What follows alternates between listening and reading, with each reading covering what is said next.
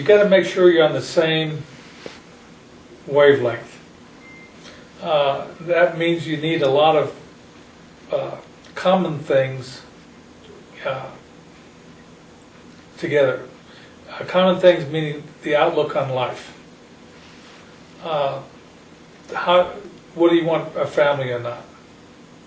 How are you going to do finances? Who's going to do the breadwinners?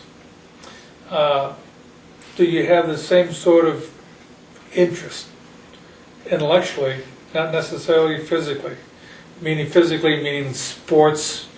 Like Phyllis does a lot of home gardening. In the kitchen, she loves to cook. She loves being a homemaker. I was more of a sports junkie when we first got married, but she didn't try to interfere with that, nor did I try to interfere with her activities, because you always need your space between the two of you. If you get if one partner tries to become overbearing to the other partner, that's not necessarily the best thing in the world. So you need to find hobbies and activities that you're independent from one another, but also a lot of common ground. And that common ground is usually the philosophies of life, of family, of finance, of outlook, of kind of what you're trying to get accomplished together, because it is a journey for many, many years. It's not a one-night stand. And so you really need to kind of come to agreement on some of those fundamental ideas. Yes, that's very true. I learned early on when I was dating him.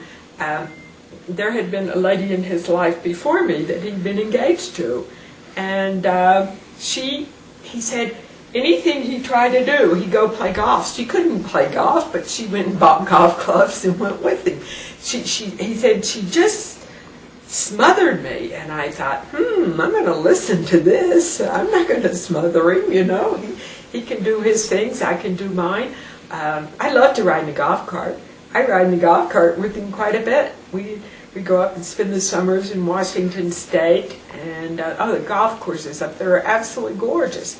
And I take a book with me, and I sit there and read my book, and then when he's getting ready to try for a good shot, I'm there watching him and take my camera and take pictures.